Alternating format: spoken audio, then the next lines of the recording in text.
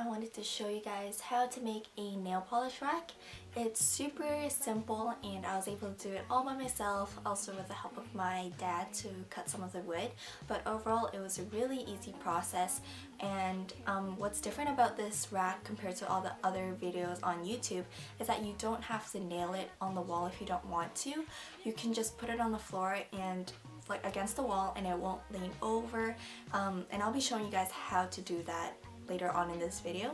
But one more thing I wanted to add is that I did take pictures of every step that I did along the way, but something happened with my SD card and everything got deleted. Unfortunately, I am not able to show you every step that I did, but I still wanted to share this with you guys, so I hope you guys can still follow along with my verbal explanations, and I also have provided some diagrams for you to understand. So if you guys are still interested in making this super easy nail polish rack, please keep watching.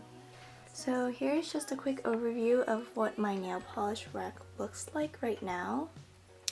So for the purpose of this video, I will be calling this piece right here the backboard. I also have two sideboards, one over there and one here, and this top part right here, which I'll be calling the roof. And these ones are the shelves. Right now I have 7 shelves, and so I have 8 rows of these. And then I also have the baseboard. So I'll back up a bit to show you guys. Oops, sorry if it's out of focus, but this is what it looks like. It fits perfectly in between my 2 tables, and if you guys have an open space somewhere, you can adjust it to fit that particular space. So for those of you wondering, this nail polish rack could fit up to 140 nail polishes. Okay, so here are the measurements for the wooden boards. I got mine from Home Depot and I painted them white since I had some leftover white paint at home, but you could also choose to spray paint it, but if you do, I would suggest at least 2 bottles for an even layer. After you have your boards, we're going to start with the first step of making a successful rack without it tipping over, and that is to not make your boards too thin. Now as you can see, my boards are quite thick. I wouldn't suggest going any thinner than this.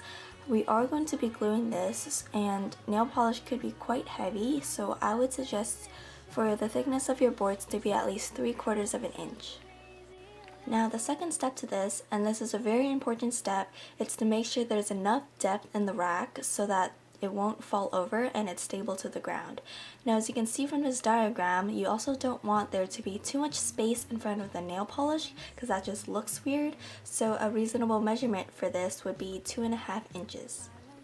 Now that you have these 2 things in mind, we can move on to the gluing process. I used the Weld Bond all-purpose adhesive glue. It's very strong and I highly recommend it. Next, I'm going to show you how I pieced it all together in order with the help of this diagram. Now first, I divided up my board into equal portions, so approximately 4 inches, and I glued on my shelves first. And then my second step was to glue on the sideboards. And then I glued on my baseboard and I let it dry for a day. And the reason for this is because you want the baseboard to be inverted outwards. That way it has a larger surface area to support the rest of the rack. Then the next day you can glue on the roof, which is the final step. For mine, I inverted my roof inwards, like towards the wall. This is totally optional. This is just for more stability. However, if you skip this step and make the roof the same size as the rest of your board, that's totally fine, but I strongly suggest having the baseboard at least wider than the rest of your rack. So thank you so much for watching, guys. I hope you guys enjoyed this video, and although it was harder to explain things without my pictures, I hope you guys still understood how to do it. And if you guys have any questions, just let me know down in the comment section down below and I will get back at you. If you like this video, please give it a big thumbs up and subscribe to my channel. I would appreciate that, and I will see you guys in my next video. Bye! You hypnotize me.